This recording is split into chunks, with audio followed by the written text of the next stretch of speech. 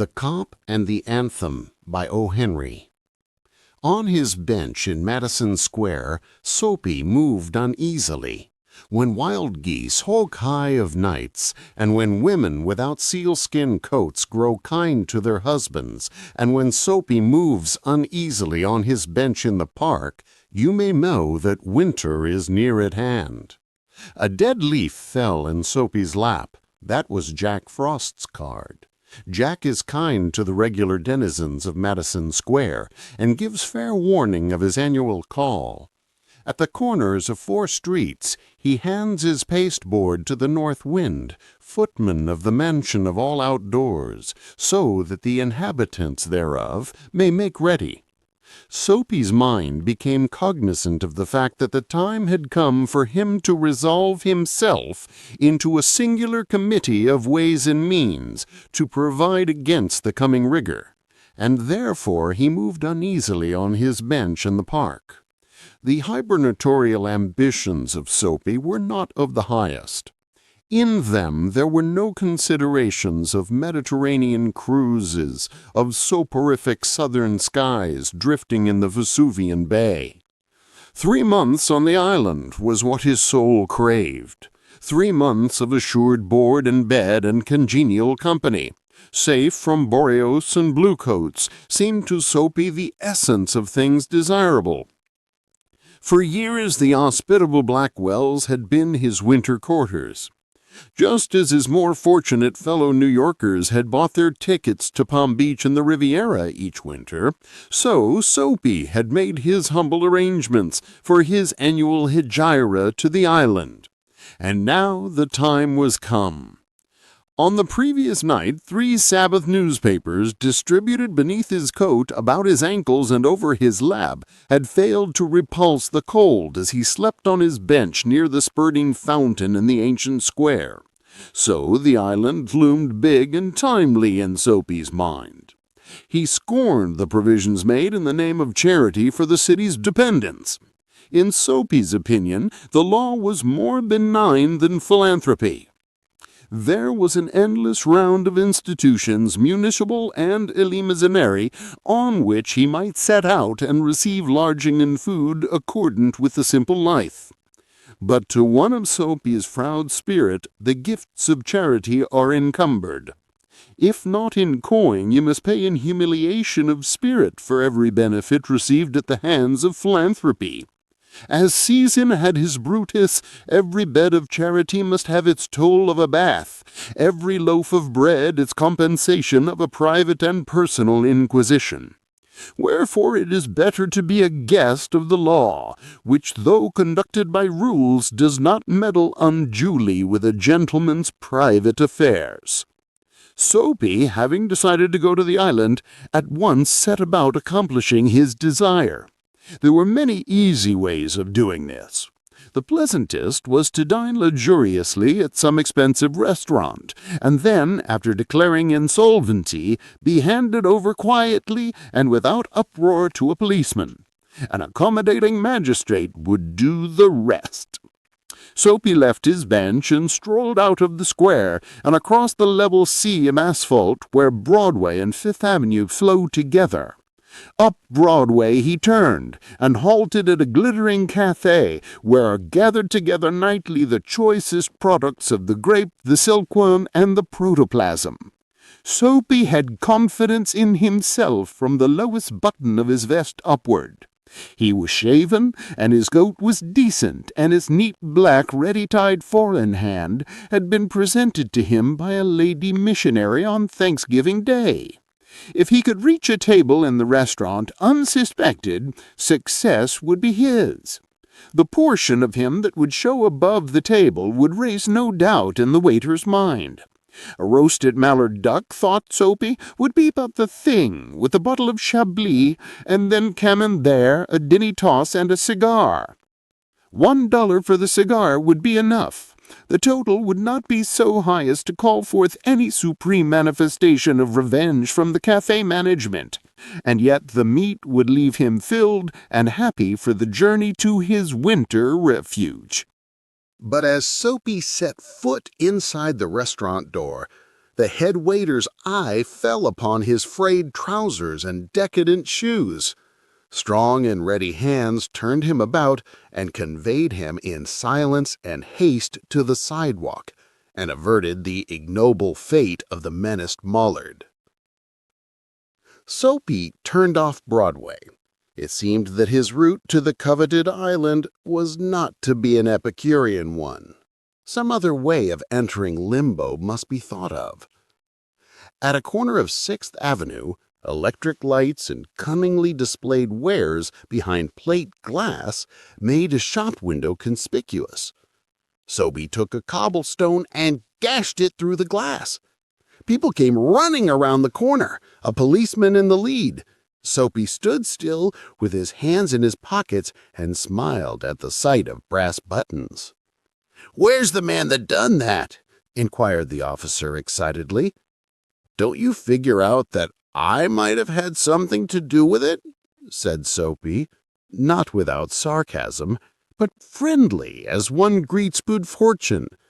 The policeman's mind refused to accept Soapy even as a clue. Men who smash windows do not remain to parley with the law's minions. They take to their heels. The policeman saw a man halfway down the block running to catch a car. With drawn club, he joined in the pursuit. Soapy, with disgust in his heart, loafed along, twice unsuccessful. On the opposite side of the street was a restaurant of no great pretensions. It catered to large appetites in modest purses. Its crockery and atmosphere were thick, its soup and napery thin. Into this place Soapy took his accusive shoes and telltale trousers without challenge. At a table he sat and consumed beefsteak, flapjacks, donuts, and pie. And then, to the waiter he betrayed the fact that the minutest coin and himself were strangers. "Now get busy and call a cop," said Soapy, "and don't keep a gentleman waiting." "No cops for yous," said the waiter, with a voice like butter cakes and an eye like the cherry in a Manhattan cocktail. "Hey, Kine!" Neatly upon his left ear, on the callous pavement, 2 waiters pitched Soapy. He arose, joint by joint, as a carpenter's rule opens, and beat the dust from his clothes. Arrest seemed but a rosy dream. The island seemed very far away. A policeman who stood before a drugstore 2 doors away laughed and walked down the street. 5 blocks Soapy traveled before his courage permitted him to woo capture again. This time the opportunity presented what he fatuously termed to himself a cinch. A young woman of a modest and pleasing guise was standing before a show window, gazing with sprightly interest at its display of shaving mugs and inkstands, and 2 yards from the window a large policeman of severe demeanor leaned against a water plug. It was Soapy designed to assume the role of the despicable and execrated masher. The refined and elegant appearance of his victim and the contiguity of the conscientious cop encouraged him to believe that he would soon feel the pleasant official clutch upon his arm that would ensure his winter quarters on the right tight little isle. Soapy straightened the lady missionary's ready-made tie, dragged his shrinking cuffs into the open, set his hat at a killing cant, and sidled toward the young woman. He made eyes at her, was taken with sudden coughs and hems, smiled, smirked, and went brazenly through the impudent and contemptible litany of the masher. With half an eye, Soapy saw that the policeman was watching him fixedly. The young woman moved away a few steps, and again bestowed her absorbed attention upon the shaving mugs. Soapy followed, boldly stepping to her side, raised his hat, and said, "Ah, there, Bedelia, don't you want to come and play in my yard?" The policeman was still looking. The persecuted young woman had but to beckon a finger, and Soapy would be practically en route for his insular haven. Already, he imagined, he could feel the cozy warmth of the station house. The young woman faced him and, stretching out a hand, caught Soapy's coat sleeve.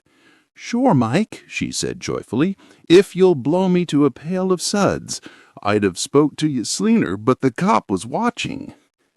With the young woman playing the clinging ivy to his oak, Soapy walked past the policeman, overcome with gloom. He seemed doomed to liberty. At the next corner, he shook off his companion and ran. He halted in the district where by night are found the lightest streets, hearts, vows, and librettos. Women in furs and men in greatcoats moved gaily in the wintry air. A sudden fear seized Soapy that some dreadful enchantment had rendered him immune to arrest. The thought brought a little panic upon it, and when he came upon another policeman lounging grandly in front of a transplendent theater, he caught at the immediate straw of disorderly conduct. On the sidewalk, Soapy began to yell drunken gibberish at the top of his harsh voice. He danced, howled, raved, and otherwise disturbed the welkin. The policeman twirled his club, turned his back to Soapy, and remarked to a citizen, "'Tis one of them Yale lads celebratin' the goose egg they gave to the Hartford College. Noisy, but no harm. We've instructions to lave 'em be." Disconsolate, Soapy seized his unavailing racket. Would never a policeman lay hands on him? In his fancy, the island seemed an unattainable Arcadia. He buttoned his thin coat against the chilly wind. At a cigar store, he saw a well-dressed man lighting a cigar at a swinging light. His silk umbrella he had set by the door on entering. Soapy stepped inside, secured the umbrella, and sauntered off with it slowly. The man at the cigar light followed hastily. "My umbrella," he said sternly. "Oh, is it?" sneered Soapy, adding insult to petite larceny. "Well, why don't you call a policeman? I took it. Your umbrella. Why don't you call a cop? There stands one on the corner." The umbrella owner slowed his steps. Soapy did likewise, with a presentiment that luck would again run against him. The policeman looked at the two curiously. "Of course," said the umbrella man, "that is, well, you know how these mistakes occur. If it's your umbrella, I hope you'll excuse me. I picked it up this morning in a restaurant. If you recognize it as yours, why, I hope you'll—" "Of course it's mine," said Soapy viciously. The ex-umbrella man retreated. The policeman hurried to assist a tall blonde in an opera cloak across the street in front of a streetcar that was approaching 2 blocks away. Soapy walked eastward through a street damaged by improvements. He hurled the umbrella wrathfully into an excavation. He muttered against the men who wear helmets and carry clubs. Because he wanted to fall into their clutches, they seemed to regard him as a king who could do no wrong. At length Soapy reached one of the avenues to the east where the glitter and turmoil was but faint. He set his face down this towards Madison Square, for the homing instinct survives even when the home is a park bench. But on an unusually quiet corner of Soapy came to a standstill. Here was an old church, quaint and rambling and gabled. Through one violet-stained window a soft light glowed, where, no doubt, the organist loitered over the keys, making sure of his mastery of the coming Sabbath anthem. For there drifted out to Soapy's ear sweet music that caught and held him transfixed against the convolutions of the iron fence. The moon was above, lustrous and serene. Vehicles and pedestrians were few. Sparrows twittered sleepily in the eaves. For a little while, the scene might have been a country churchyard. And the anthem that the organist played cemented Soapy to the iron fence, for he had known it well in the days when his life contained such things as mothers and roses, and ambitions and friends, and immaculate thoughts and colors. The conjunction of Soapy's receptive state of mind and the influences about the old church wrought a sudden and wonderful change in his soul. He viewed with swift horror the pit into which he had tumbled, the degraded days, unworthy desires, dead hopes, wrecked faculties, and base motives that made up his existence. And also in a moment his heart responded thrillingly to this novel mood. An instantaneous and strong impulse moved him to battle with his desperate fate. He would pull himself out of the mire. He would make a man of himself again. He would conquer the evil that had taken possession of him. There was time. He was comparatively young yet. He would resurrect his old eager ambitions and pursue them without faltering. Those solemn but sweet organ notes had set up a revolution in him. Tomorrow he would go into the roaring downtown district and find work. A fur importer had once offered him a place as a driver. He would find him tomorrow and ask for the position. He would be somebody in the world. He would... Soapy felt a hand laid on his arm. He looked quickly around into the broad face of the policeman. "What are you doing here?" asked the officer. "Nothing," said Soapy. "Then come along," said the policeman. 3 months on the island," said the magistrate in a police court the next morning.